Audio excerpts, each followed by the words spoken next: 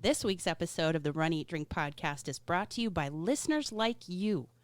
Head on over to patreon.com/runeatdrinkpodcast and subscribe today.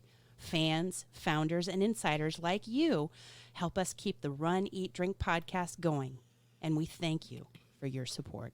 I'm Bargasso, and you're listening to the Run, Eat, Drink podcast.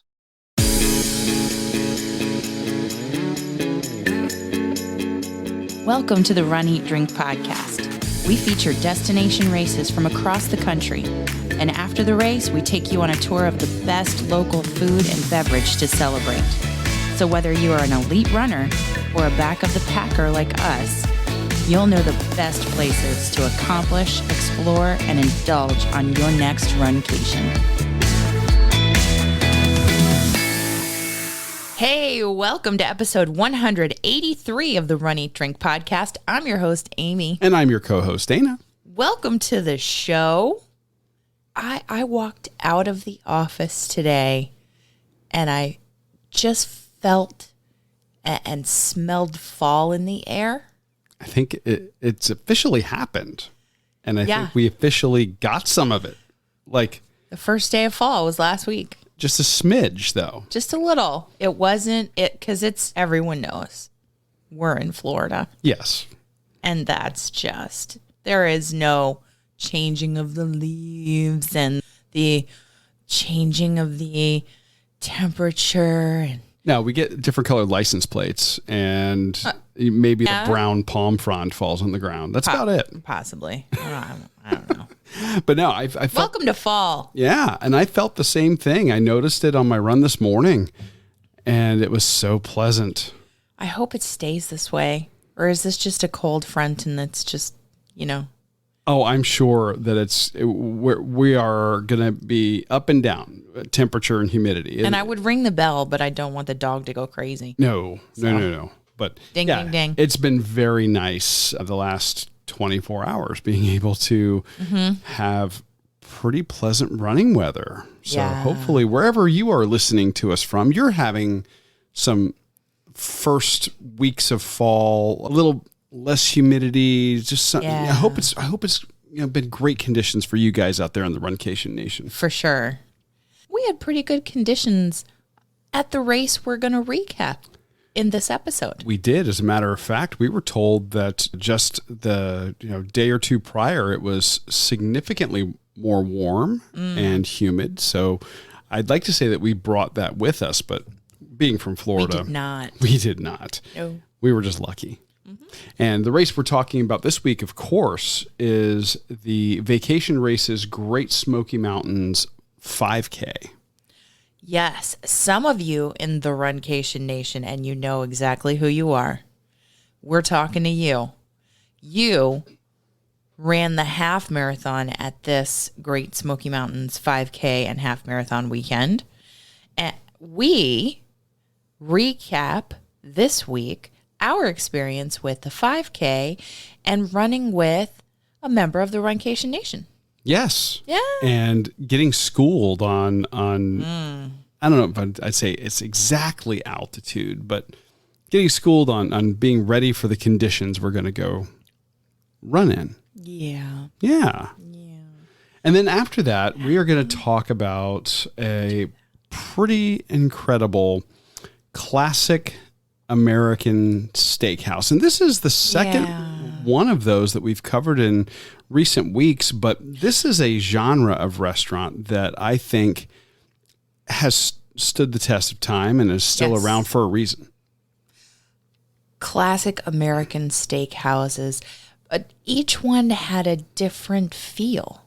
Yes. Although nostalgic, and they shared some characteristics, and we'll talk about that when we get to the eat portion. And then in the drink portion, we're going to be talking about a fantastic brewery that we found while we were up in Gatlinburg, Tennessee for this amazing race weekend. A brewery. Imagine that. A brewing company. Gatlinburg Brewing Company. Yes. Yay. We can't wait to tell you about the Great Smoky Mountains 5K, the Peddler Steakhouse, and Gatlinburg Brewing, all coming up on this week's episode. But first, we've got some people to shout out.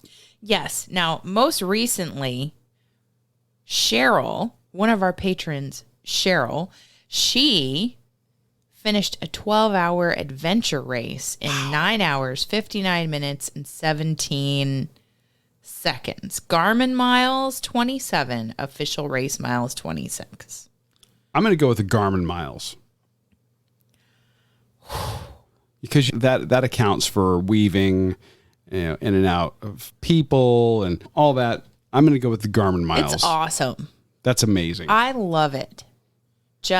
We haven't done that in an actual race. We haven't done that in a virtual. We haven't done that at all. And just the members of the Runcation Nation continue to inspire us all the time. Yeah, no, we haven't done any, what kind of race do you call it? An endurance race? I guess all long distance running is an endurance race, Yes. but that's like a super, I guess that would be considered an ultra.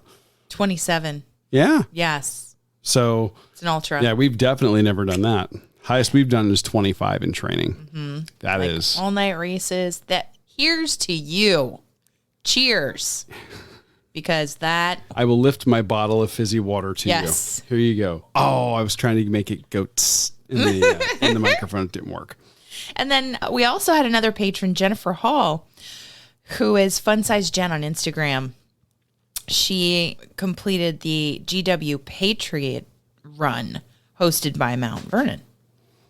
Very cool. Yeah. Very cool. Yeah. Now, And she had the signature medal picture with her sunglasses. It was great.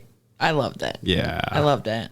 I got to go to visit Mount Vernon when I was in my big family, like National Lampoon's family vacation. Well, they're history-cations. They were. They're historical-cation. I don't know. I and can't. It's a pretty cool place, but this is a place my mom actually stole an apple from one of their trees and brought it home and Your dried it out. mother? She did, yes. Your mother. Yes, because it was alleged to be from apple trees that were planted during the time of Washington. So Can't believe it. I learn something new every time we record this show. Can't believe that Clarice Costin did that. oh yeah. Yeah, she was a rebel. Shocking. So yeah, Not really really. cool. I would love to She do does that. what she wants. I would love to do that race. I think that would be amazing. And Rhonda Lee, in a couple weeks here, she is getting ready for her virtual Boston. So Yes. just a shout out to her and her training and wishing her the last bit of very successful training and tapering, which is often the hardest part. We're going to have an episode one week where we talk about explaining some of the common terminology in racing, just as people might be getting into running so that they learn what that means. Because when you say tapering to a lot of people, they will have no idea. Tapering. So you train hard, you run the miles, you do the drills, you do the speed work, you do the short runs, you do the cross training, you do all the things that normally make you successful leading up to your race. But then in the final 2 or 3 weeks leading up to your marathon, your ultra, your fill in the blank here, Right. you taper off the running, you rest your legs, you do what you need to do to make sure that your body is prepared and recovered. Yes. Yeah. Prepared and recovered is perfect. So there we have it. Now you know. The more you know. There. I don't. I'm sure somebody else would be so much more eloquent. No, I think that's a great explanation for everybody. It's just a nice lay explanation. We're everyman runners here, so Yeah. we don't need anyone with a PhD in sports science to tell us what tapering is. Yeah. But anyway, so if you were wondering what that term means, now you know. Oh, we would welcome people like Bart Yasso, people like Marco Cisetto, people like, I don't know, America's coach Jeff Galloway. That's true. We'll have to see about getting those guys back on. Yeah. So shall we talk running since we've started talking running anyway?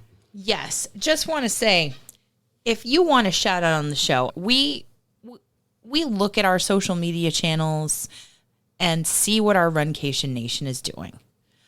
If you would like us to celebrate you, email us at info@runeatdrink.net. I'm sorry, did you say info@runeatdrink.net? I did, in fact, say info@runeatdrink.net, and let us know about an accomplishment, your accomplishment, a member of the Runcation Nation that may be too shy that you know that needs to celebrate. Just email us or call us at 941-677-2733 and leave us a voicemail about it so we can share it with everyone. I'm sorry, now my headphone appears to be going out. Did you say 941-677-2733 and leave a voicemail? I did, in fact, say that. Okay, just making sure. I got to get this equipment checked.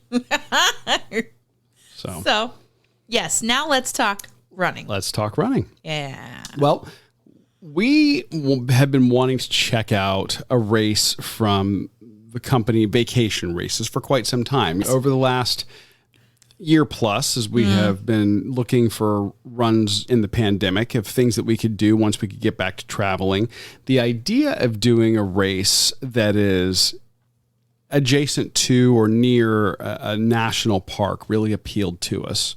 And beauty of the area. Yeah, getting to see some of these famous locations that we have preserved throughout our great country. And now that we are able to get out and about and do some traveling and leave the state, we saw this one was coming up and we jumped on it. The Great Smoky Mountains 5K is part of their whole race weekend. But you could do a half marathon. Their 5K is Friday night. Their half marathon is Saturday in this particular race weekend. Or you could do the Black Bear Double, which is both races, with a bonus medal. And honestly, if you're going to do a race challenge weekend, you ought to get some bling or extra bling. I'm just saying. Which is called the Black Bear Double. Yeah. We didn't. We did not. We wanted to. This is the year of the 5K for you, and we didn't want to overdo it. Plus, we've been traveling. It's amazing to be able to actually say that sentence out loud that we've been traveling a lot in the last month, but we have. So good. We wanted to get up there and check this out, and I love the Smoky Mountains, and for us to be able to spend some time in and around the area of the Smoky Mountains National Park, I think was fantastic. I hadn't really been up there since college, and it was great to get back in that area. I had not been there. And I get to share it with you. Yeah. So ever. We ended up flying in. We flew out of Fort Myers, and we took a very early flight. And we did. Because we wanted to maximize our time on the ground, because this is another one of those where Dana planned the travel, and this might be the last one that I'm allowed to plan. I don't think so. So we ended up leaving at the crack of early here at 6 a.m. You're going to come back from this. You're going to learn from this. Oh, I'm going to learn from this? Yeah. Oh, okay. You might have to model the behavior for me that you want me to do. I'm going to have fun, and you're going to have fun. Well, fun was had, but we needed an extra day. We did. Or two. Yeah. But we ended up flying out of here at 6 a.m. We get into Knoxville, which is the airport that we flew into, grabbed our bags, rented our car. Well, we had a rental car waiting for us, and we drove straight to packet pickup. We did. So it was fairly early in the morning. We were on the ground by 9:30, and so we were driving by 10. Pickup is we went to packet pickup in the first hour it was open, which is good, I think. Oh, I thought so. Yeah, because we couldn't even check into our hotel before. Wasn't ready. No. So we went to the expo, which was an outdoor expo. Which I think that is. It's not the first time we've done a packet pickup outdoors, but I think this is the first time we've had an outdoor runners expo. I can't remember doing an outdoor runners expo. I don't remember one either. I remember the Runners Village is outside for Donna, for the Donna Marathon weekend. It was pretty unique. I can't remember one. in our history, to be honest. Yeah, and That was outside. And the actual packet pickup was not in Knoxville. It was about a 40-minute drive from the airport, and it was in a little town called Townsend. Yes. And like you said, we're outside doing packet pickup and then the Runners Expo. I actually liked it. Yeah? The weather was great. When we flew in, I think that the hottest it got during any of the days we were there was 70 degrees. It wasn't bad, really. In the sunlight, it was warm. Yes. In the direct sunlight, it was warm, but it was not as humid as it is here. No, not by a long shot. So in the shade, it was quite nice. And there were well-appointed tents set up at this expo. Yeah, lots of merchandise, which I thought was really great. Yeah. There were some unique things that they did that I've never seen before. Mainly that this race did not have cups at the water stops. A hydro pouch. As part of what you had to do, you would get your bib, your shirt, then you had to go get your hydro pouch thing, which is this. You can opt out of getting that, but we got that just to see what it was all about. Oh, okay. Yeah. And if you're going to bring your own hydration on the course or your own bottle on the course, what have you, to refill. Yeah. Because they're big on not creating a mess. Which I actually appreciated. I thought that was pretty cool. And not leaving the place better than you found it. Mm-hmm. Like that. Yeah.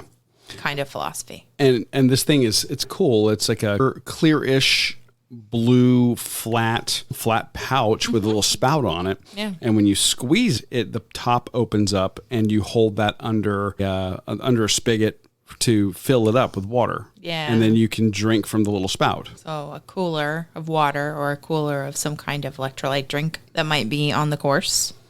I thought it was pretty unique, and it has a little belt clip. Yeah. So when you're done, you just clip it to your belt and keep going. Yeah. I kind of like that. It's good. Plenty of shirts for all the distances, plus the challenges. Yeah. They also had some shirts that they were selling for fundraising for some of their charity, a charity that's attached to the company.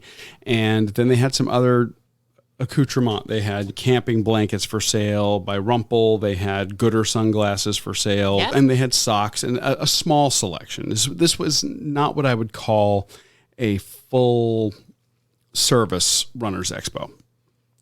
Service. Yeah, if you lost your bag on the way there, you're not getting new shoes at this Runners Expo. You might pick up some sunglasses, that type of thing, but the big stuff, you're going to have to go to a running store or someplace nearby. I liked their signage. They had a sign that looked very, I don't know, rustic, which had the name of the race, and it had different individual signs you could hold up while you pose in front of it for a photo. For a photo, like my first half or those kinds of signs. And then there was also a sign that apparently they have done this at all of their races, and everybody signs. Yes. With a shirt, the namesake it almost looks like a color by number. Yes, it's like the logo of the race, Yeah. but like in a coloring book. Mm-hmm. And you can sign, and then they go and they hang them up where their headquarters are. So But I thought that was pretty cool. Yeah. I'd like to see a photo from the headquarters me of too. all the banners. What I also liked about this is just from the guy who was driving the car, it was pretty much a straight shot from the airport. if you fly into Knoxville. If you fly into Knoxville. Yeah. It was a very easy, quick drive, very scenic. Mm-hmm. So I enjoyed that. And I did think that, like you said, that sign that you could pose in front of was rustic. It was also closely modeled after the actual signage for the Smoky Mountains National Parks. Yeah. So that was, I thought, pretty neat. Mm-hmm. And everybody was so nice. All the fellow runners are like, do you want us to take your picture? And the lines moved fairly quickly. And there's a little something to a pro tip. You show up, and you want to buy some merch, or you're going to get something at their expo. The lines moved pretty quick, but that line was huge. Yes, indeed. It was as long as the expo, and the expo was probably 12 tents, 12 big tents long, and the line was huge. And it actually it formed an L, but the line was very long. Yeah. So don't let that scare you. It moves very quickly, and they're very efficient. Although we also learned at that moment that cell service was going to be a challenge. Indeed. Because they were having issues with their points of sale there. Normally getting the mobile they data. Do Square, they do Apple Pay, all that, the mobile payment options, all those things. And they were trying to connect and trying to make it work, and they were successful. They were. But it was just our first experience of what we were going to be experiencing for the next couple of days. Yeah. We're like off the grid. Off the grid. Yes. Yeah, I very much enjoyed that part of the Runners Expo. We got done with that. We went back to our hotel. Room was not ready. So we ended up killing some time in Gatlinburg before we could get checked in. Once we got checked in, we changed for the race. Changed for the race and pinned on those green bibs with the white numbers. And headed off. And from where we were at, we flew into Knoxville, we stayed in Gatlinburg, but the race was in Townsend. Yeah, and on a map, they look pretty close, and they are. You're talking 40-minute drive, basically. And that was fine. That part was fine. Things you don't take into account is that the drive is going to take you on some very windy mountain roads. You have to be really careful. And those roads at night are not very well lit. So just things to keep in mind. And you're going to do 25 miles an hour for a good part of your drive. Just be careful. In the daytime, gorgeous. At night, if you're not used to that, just something to be aware of if you're doing a rental car. Now, when we drove back to the race, it is exactly where Packet Pickup was. Yeah. They had parking in an empty field that was behind this hotel that was hosting the initial Packet Pickup and was the start and finish point for the race. Yes. I think that their parking situation was very good. They had people helping guide people into park. Exactly. We got there maybe 15 minutes before race start. Yeah. We had ample time to park, walk maybe 200 yards to where everybody was congregated listening to the announcements. And then they were starting everything with the national anthem there, where they had the PA system set up. And then we were texting and trying to connect with one of the newest members of the Runcation Nation. By way of Jennifer Fink. Jennifer Fink introduced us to Tina Bartola. I hope I'm pronouncing the last name correctly. But she was doing her first ever live 5K. Yeah. Yeah. And we wanted to be with her and help her. And she ended up, we're going to get to that in a minute. So I'm trying to text her. And we're learning real quick that the data connection being what it is. So I was jokingly saying that I'm just going to wander around yelling her name out. Then they said, we're going to migrate everybody over to the actual race start. That was really one of the only points where they had traffic control set up. Yes. That's really the only place that they needed it.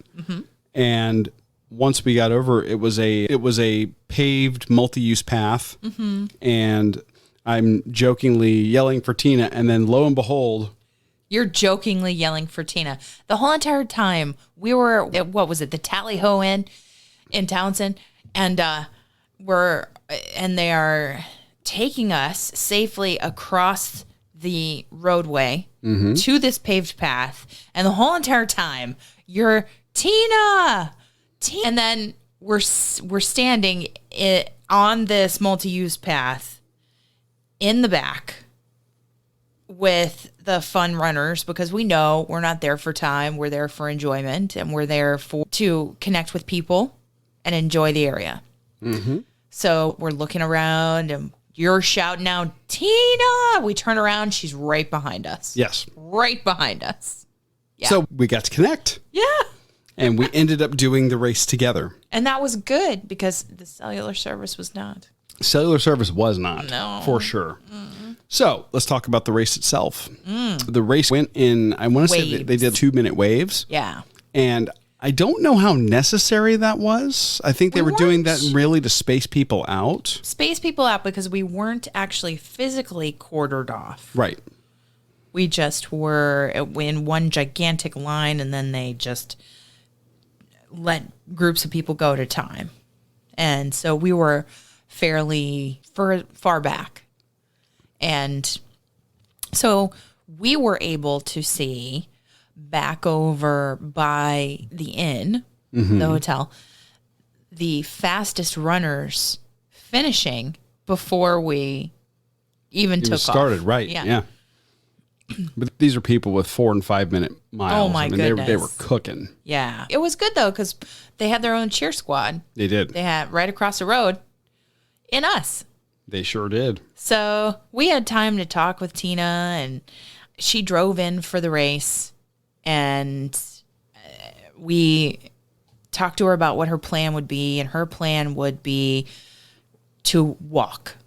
Yep. She had been training doing power walking. And we're like, okay, you're going to set the pace, and we're going to stick with you. Yeah. Little did I know, I ain't built for power walking. Tina's pacing. She's in the lead. I'm in between, and then you're behind me. Yeah. And then probably in the last half mile, you got your second wind and got your intervals going, catch up to me, and then the two of us caught up and finished the race with Tina. We did. And what a nice little finish line they had set up there. You know, And an announcer who actually announced all of our names. yes. Yeah. I thought that was pretty cool. And then they also had, post-race snacks right there.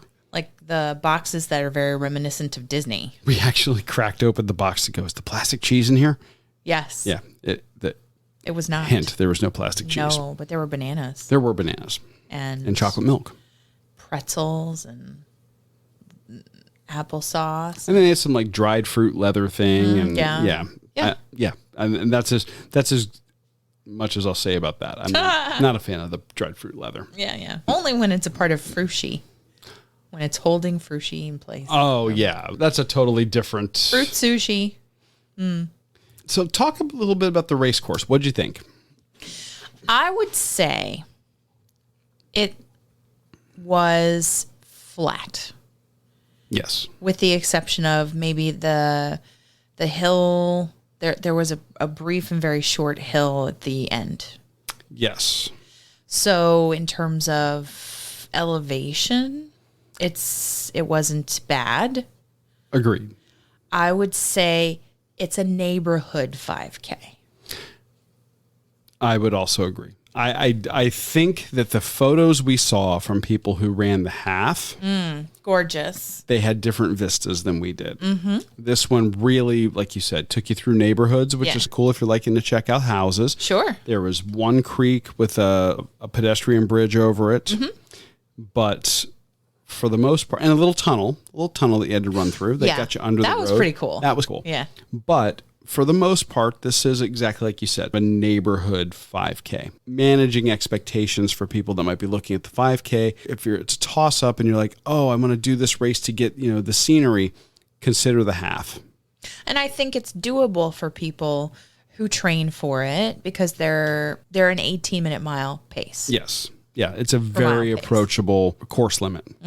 I also will give us the caveat that while you don't have a lot of elevation change during the 5K, that part of Tennessee is a little higher above sea level than we're accustomed to. Very generally speaking, while we're not talking Rocky Mountains elevation, right? It is enough to impact us a little bit. So we were feeling that. And we made mistakes. We may have made a training mistake where while we were killing time to wait for our hotel to get our room ready, we took a walk down the boulevard in downtown Gatlinburg, and we may or may not have found one of the distilleries while we were there. Yeah. So we might have been involved in nutritionally, we may not have set ourselves up for, optimal We did not. training condition. It's true. We did not. But I blame the hotel. You blame the I hotel. blame the hotel. You blame Absolutely. the hotel? I do. You do not. No, not really. It was a great hotel. It was. Yeah. But all in all, it was an enjoyable 5K. I really think that I would like to see the course during the half. Yes. I think that would be amazing. I like the medal. And I was going to say, judging by the photos that we saw and the medals we heard clanging around our hotel from people who ran that double black bear or Yes. black bear double. Yes, yes. Yeah.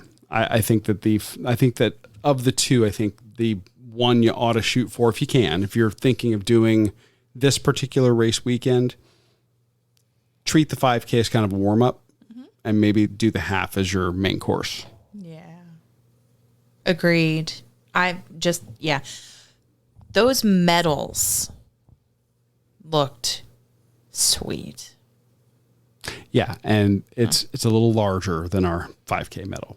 But it was still a great medal. It is a great medal. Yeah. And you're going to see artwork in our episode artwork. Yes. You're going to see a photo of it. So It was hefty. they did a nice job with the bling. Very. So. Full color, absolutely celebrates the national park. I'm not saying anything bad here. And what we're describing is just giving you a tip for optimal weekend enjoyment if you're going to do this one. If you're looking for scenery. Which I was. And we got it. And we talked about it last week. We did. So. We did. We did get it. Congratulations, Tina, on your first live 5K. Thanks for letting us tag along with you. Literally. And you made us hungry. Indeed.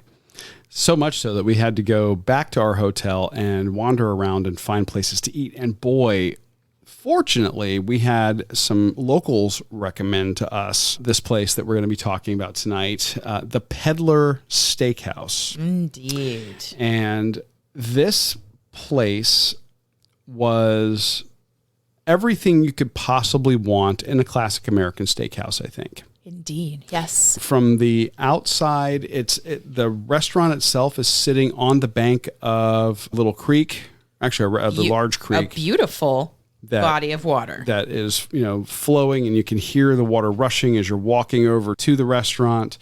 The exterior, nice, beautiful red and black accents and deep wood.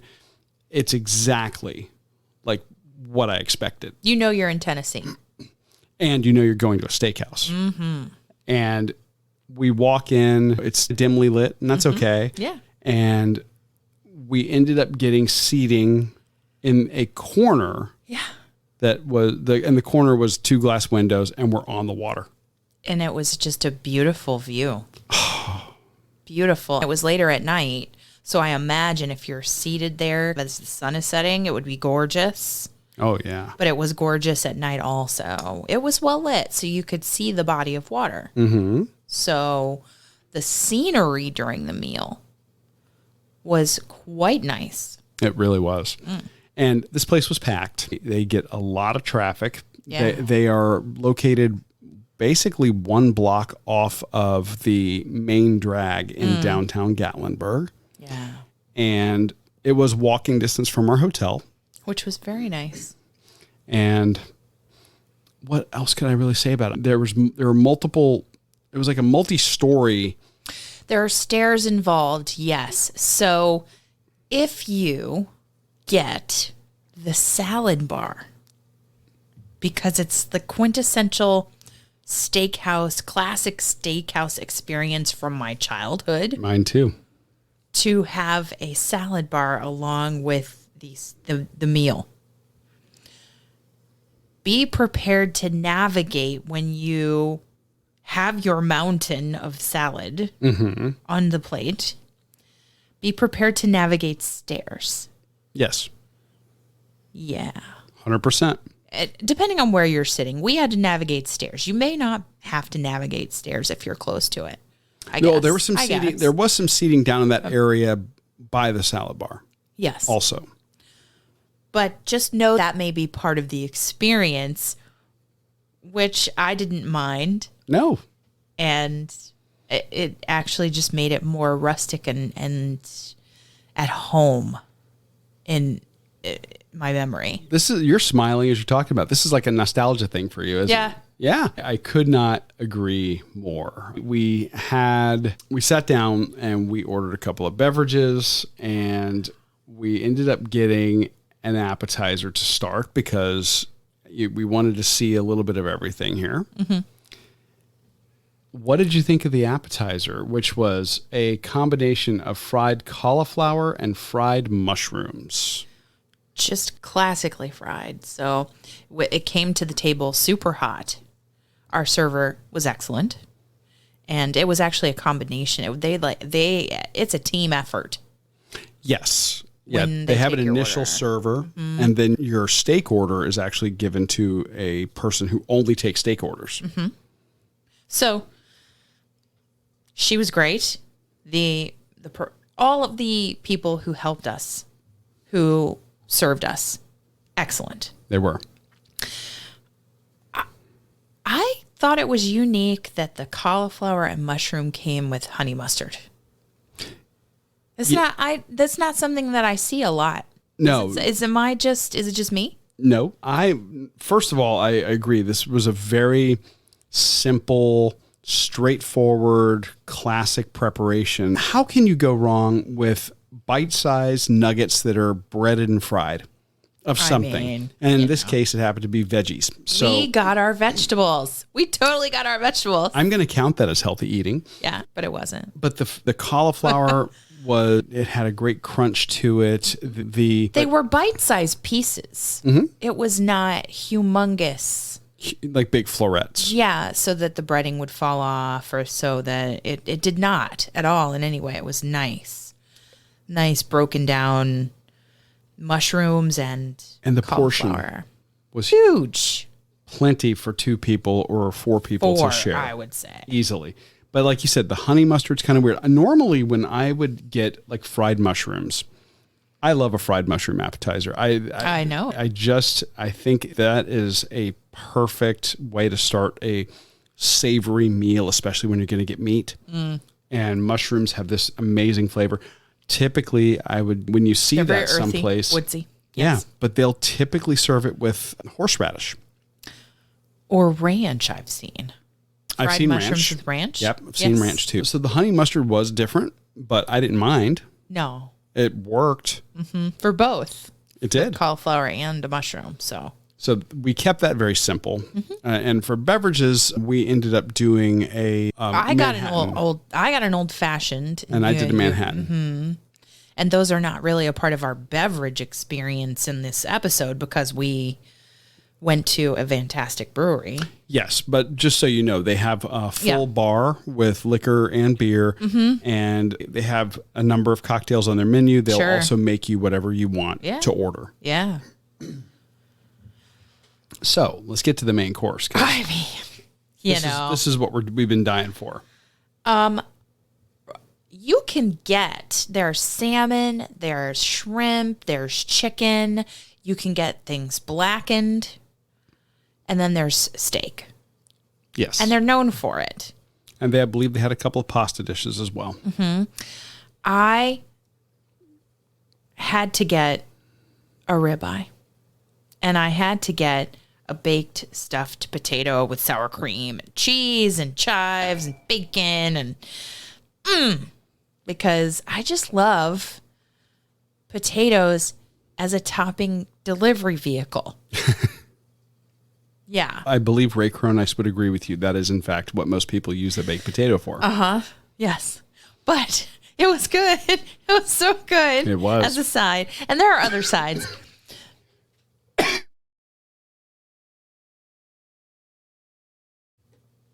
There are other sides you can get.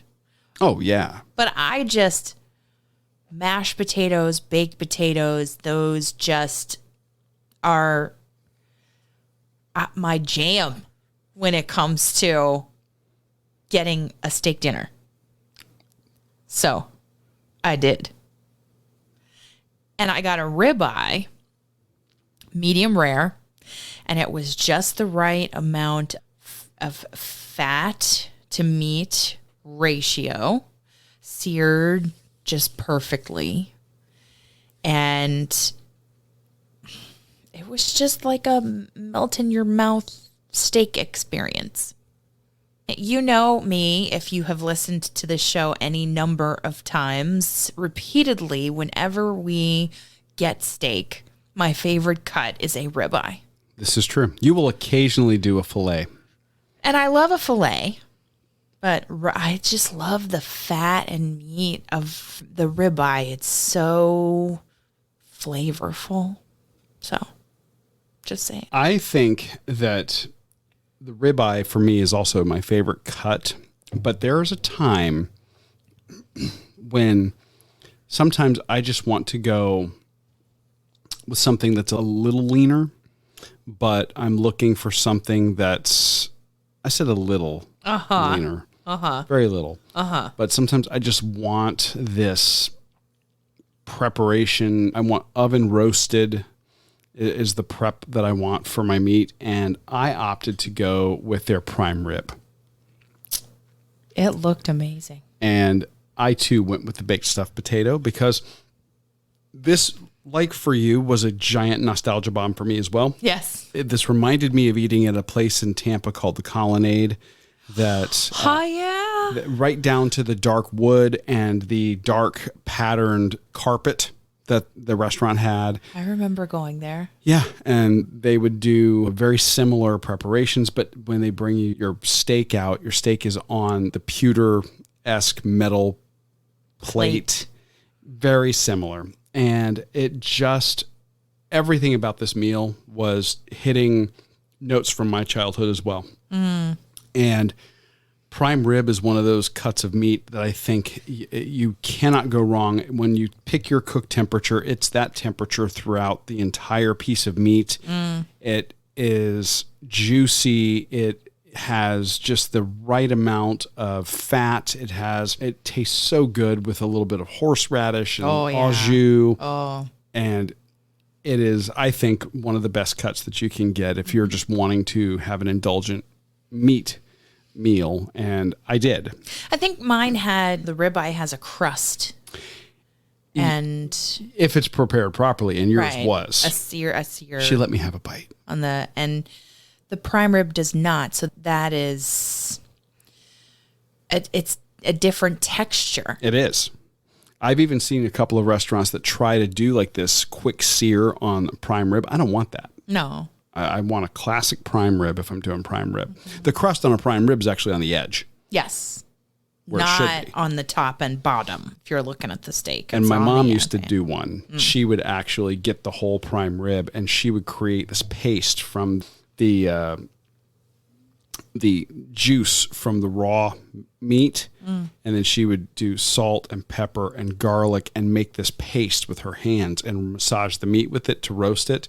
And that crust would actually cook down. So this very much reminded me of that. And the like you said, melt in your mouth, tender. The experience overall, I think, from the quality of the beverages, the quality of the food, the selection on the salad bar, even. Oh yeah. Again, all the things you would expect, and I love Lots of variety. And truth be told, I just love the fact that the salad bar was open. I know. It wasn't like, tell the salad attendant what you would like on your plate. No. I want to make my salad. Yeah. And I got to, which was great. It was clean. It was well attended. It was. And they were, constantly rotating things out. It was great. There was nothing bad that I could say about this experience at all. If you were going to be in the Gatlinburg area and you're looking for a nice sit-down meal. The Peddler Steakhouse is a great place to celebrate your accomplishments. It is. In fact, I can honestly say if we make it back up that way, I would go again. I would too. So Desserts also looked very good.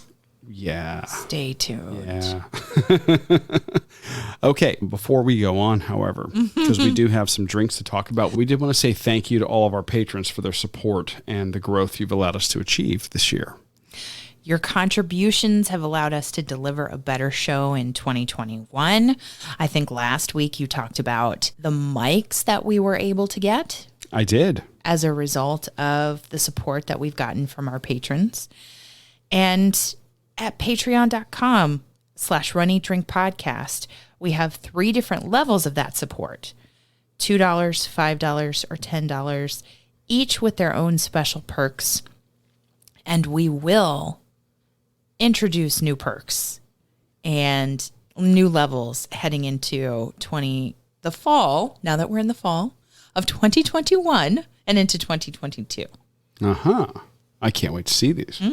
Well, patrons get special thank you messages from us. The insiders look behind the scenes, access to exclusive video footage. In fact, I just put a video up in the insider feed yesterday. A little something special from Alaska. Yeah.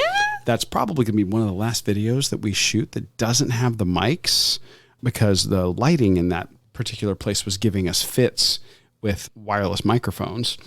Radio interference, it's a thing. However, the fact of the matter is the video turned out great, and what we're covering for the patrons, especially those at the insider level, chef's kiss. You're going to love it. So we're going to have some other amazing stuff that's released in the podcast feed just for them, like cooking demos, exclusive tastings of recipes, and other food and beverage that doesn't make the show. Our show will always be free. But if you want more of the Run Eat Drink podcast and want to support us long term, go to patreon.com/runeatdrinkpodcast. And Podbean users, don't forget, tap the reward button at the top of the Podbean app. All those same levels are right there. You don't have to leave the Podbean ecosystem at all. And we really thank everybody for their support of the Run Eat Drink podcast.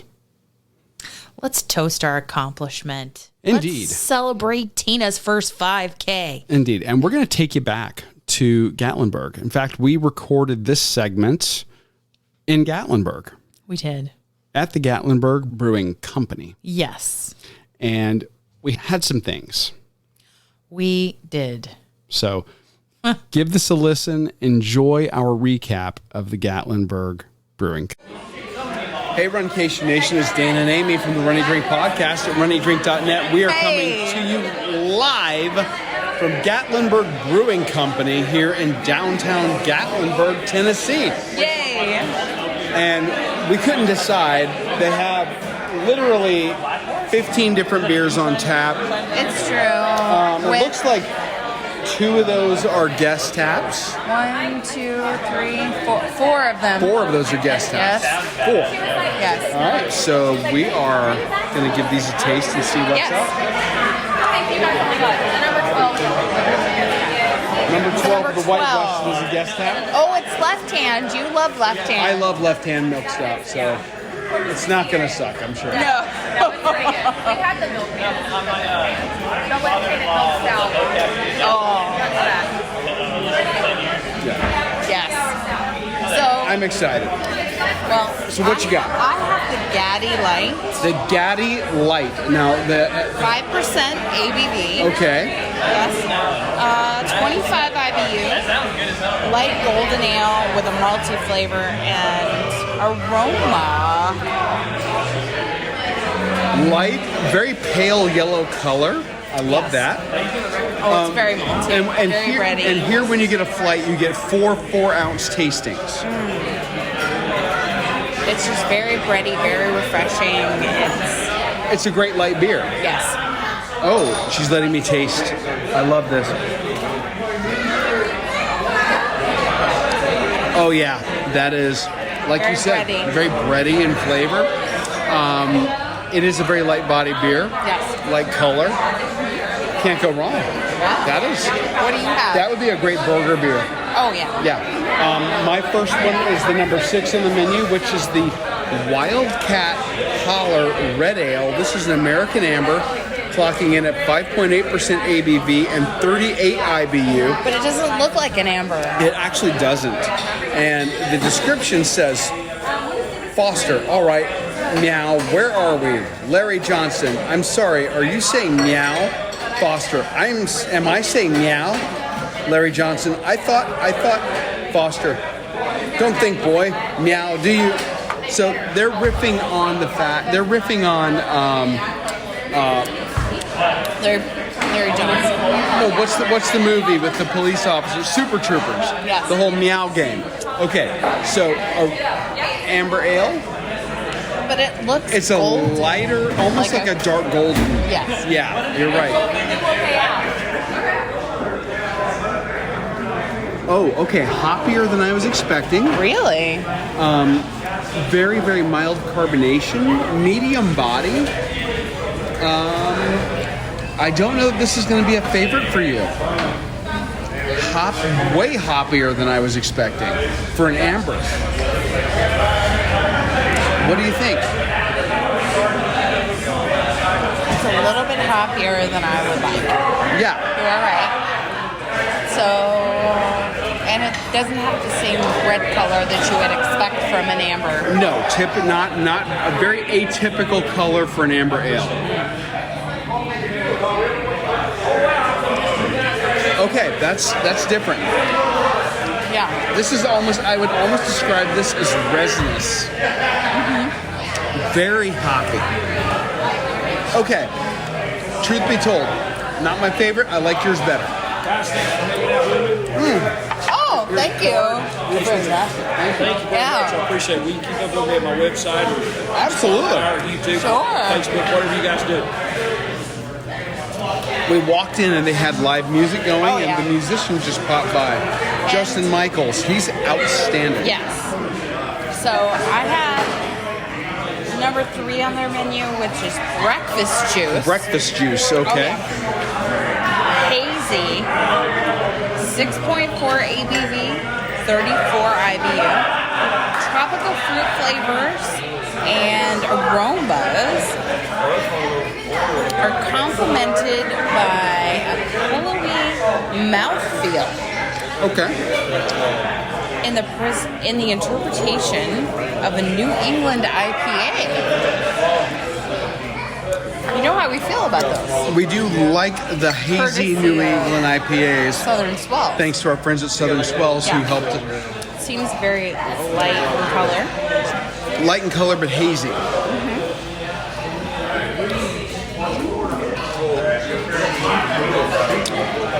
It's a citrusy IPA that I think you will love. Okay. It's hazy, light, carbonated, fantastic citrus flavor. You're gonna love it.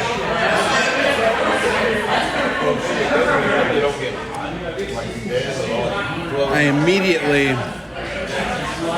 am getting Like a grapefruit. like grapefruit, yeah. That is really good.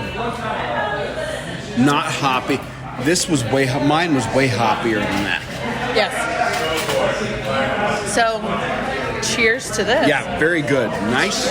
Good selection, Aim. Cheers to the breakfast juice. Okay. My next one is called Ain't That a Peach, Jesco. This is a wheat beer, 5.1% ABV, 17 IBU. That sounds like something that would be just up my alley. Yeah, it's described as our latest variant of Jesco wheat with peach and apricot puree.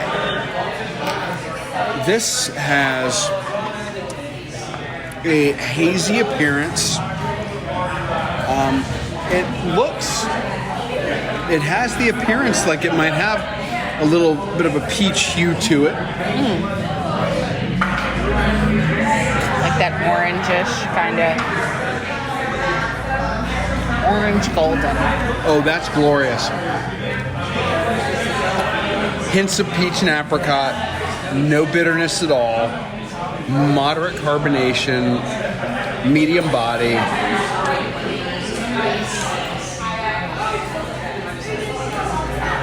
Oh, that's awesome. What's that? Say it again. I couldn't hear you over the sound of how awesome this beer is. Because I said it's awesome.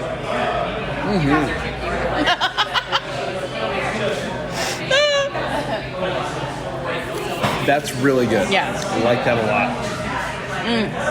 So the Gaddy Light was in the beer cheese. Usually they do a dark beer cheese, but we did the Gaddy Light. The beer cheese is excellent. Gaddy Light is awesome. Yeah, I really like it. Oh, Don't taste the pumpkin. Number 4 is called Don't Feed the Bears. Don't Feed the Bears. Okay. It's a brown ale. Very brown in color. 5.6 ABV. 22 IBU. This English style brown ale, roasty malt, complexity will leave you wanting another pint. We made this beer in support of the Appalachian Black Bear Rescue. Oh, very nice. Love it. Love it. I love the fact that they got a charity beer on tap.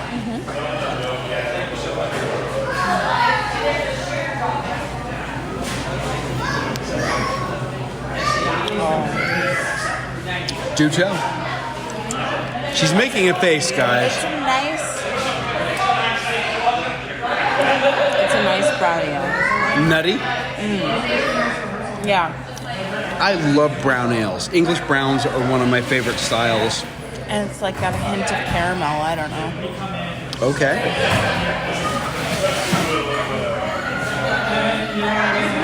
Oh, that's delightful. Again, nice roasty, toasty malt. That actually is more like an amber or an Irish red. Yeah.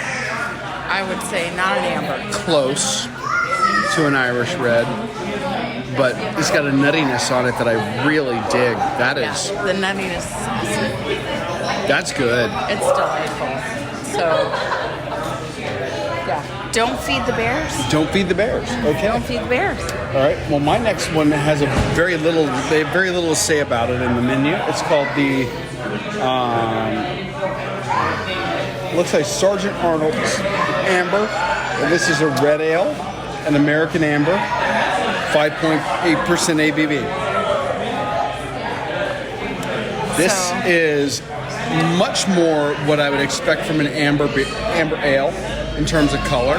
Yeah, it looks red, Golden red color, transparent or translucent, so no cloudiness to it.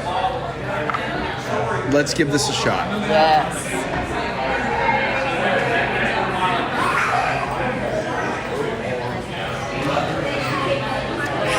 That is a solid amber. I like that a lot. Very. I know how you like an amber. It's a lighter body than what you just had. Oh.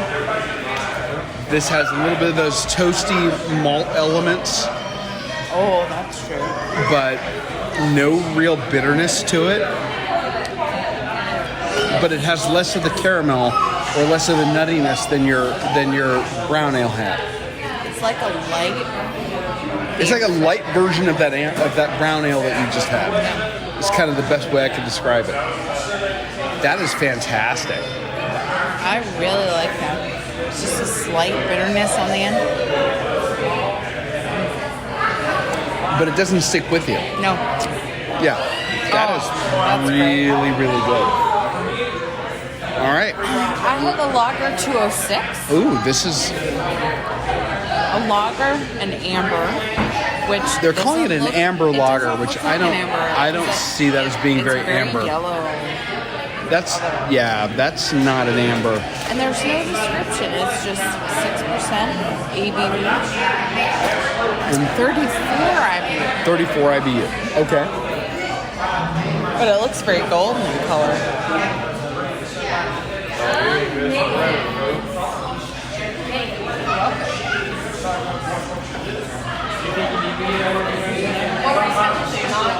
It's like a heavier version of the Gatty Light.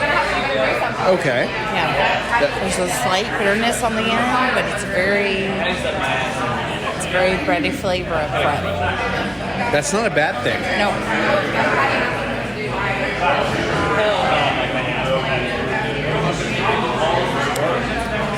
A little heavier body. Absolutely. It's not quite as bready. No.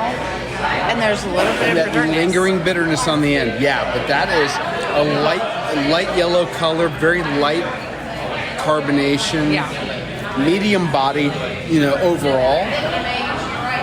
but very pleasant. That's nice. All right. Well, I ended up, my fourth and final is a guest tap, but I am not disappointed as we learned earlier. I'm sure. This guest tap is from Left Hand Brewing.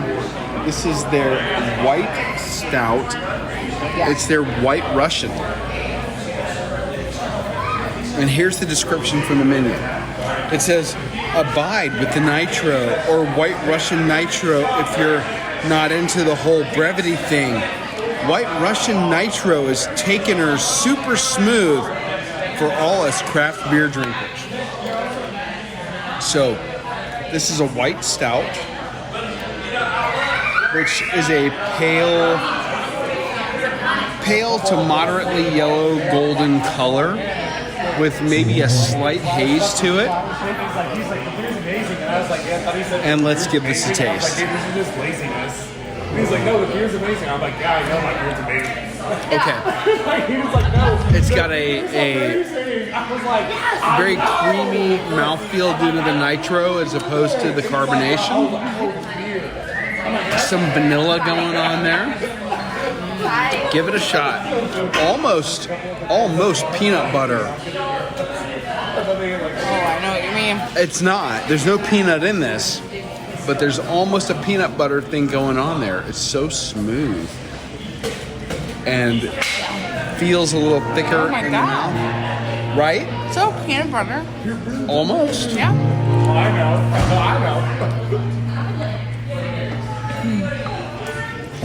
I love it. That's fantastic. On nitro, it goes down so smooth. And our friend Justin Michaels is about to start his next set. Guys, if you are in Gatlinburg, you've got to come check this place out. It's awesome. It's at this major intersection in downtown.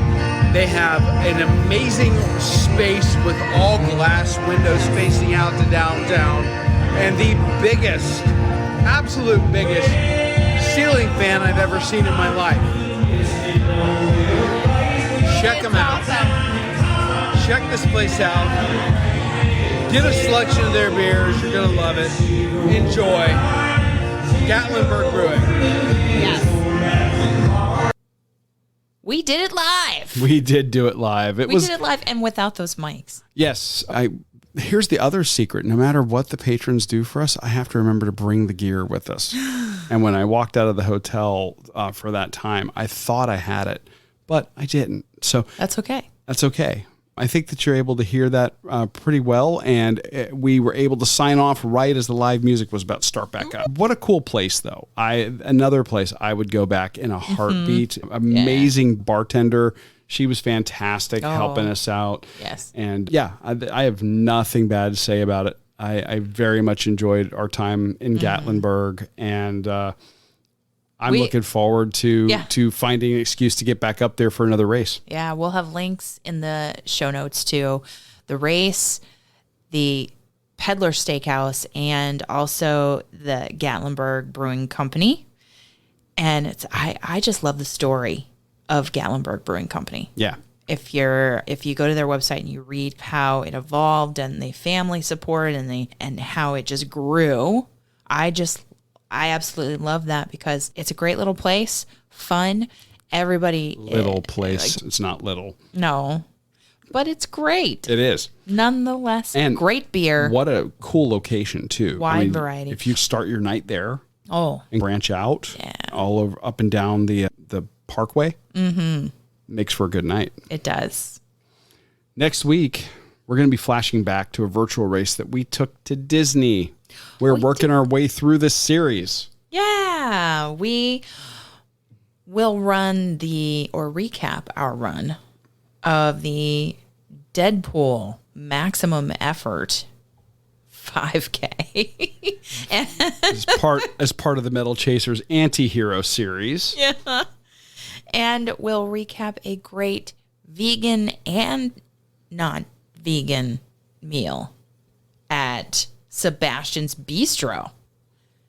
on the Walt Disney World property. Yes. I'm excited. I think you guys are going to really love this. We really appreciate. I worked hard to get that reservation. Yes, you did. Yeah. And we'll talk all about that next week on the next show. Yes. But listen, guys, if you all love the show, take some time this week at some point to share it out on your social media and tag somebody who needs to be a part of the Runcation Nation. We are trying our best to grow the community, but we really need your help. We love seeing the community grow, and all of you have contributed to that, and you continue to do so every time you share an episode or bring a friend along. So, share it, tag us if you have the time this week. Help the Runcation Nation grow. We love all of you. We've met such cool people on this journey in this show, and we just want to continue to create the community. And it's so great when you love it so much, you bring somebody along. Yeah. And now we have people who've met through the Runcation Nation helping each other train for a race. Yay. And, everybody's supportive in the groups and in our chats, and we just want to keep growing that. That's the most important thing. Yeah. So there you have it. Thank everyone. you. Thank you so much for listening, for joining us on your long run, your commute to work, around the house, wherever you are. I'm your host, Amy. And I am your co-host, Dana. Stay safe, stay well, and we will accomplish, explore, and indulge with you really soon. Thanks for listening to this week's episode of the Run, Eat, Drink podcast. We're having another great year thanks to your support. Don't forget to follow us on Facebook and Instagram. We're at Run, Eat, Drink Podcast. And on Twitter, we're Run, Eat, Drink Pod. You can also give us a call at 941-677-2733 or send us an email at info@runeatdrink.net. Visit our website at runeatdrink.net and click on the subscribe link so you don't miss a minute. Find out how you can support the show at patreon.com/runeatdrinkpodcast. Accomplish, explore, and indulge right along with us. We'll talk to you next time.